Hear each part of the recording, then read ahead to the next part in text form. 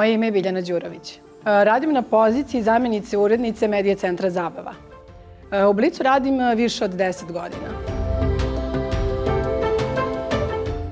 Moj posao je vrlo kreativan i vrlo užurban. Zadužena sam i odgovorna za sadržaj koji izlazi na sajtu Blic.rs u okviru rubrike Blic Zabava. Takođe, portala poznatima Puls Online, printano izdanje Blica kada je reč o zabavi, ali i za sadržaj koji moj tim pravi za YouTube. Kod rada u Blicu najviše volim to što je Blic postao brend i što je već godinama nekako liderska pozicija na ovom tržištu, a ja volim da budem u pobedničkom timu. Pa za mene je Blic prostor u kojem mogu profesionalno da se razvijam i u kojem mogu da naučim mnogo toga od ljudi koji su nekako lideri na ovom tržištu.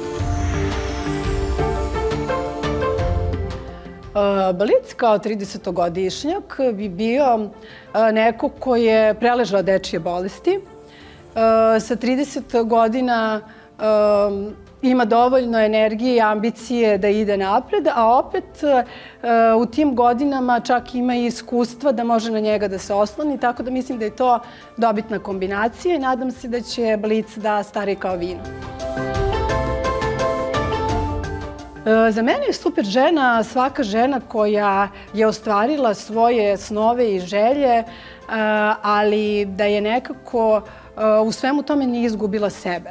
Da nije uticala okolina na nju, pošto je danas, čini mi se, okolina jako bučna kada su žene u pitanju, ali da opet nije se vodila krilaticom da cilj opravdava sredstva.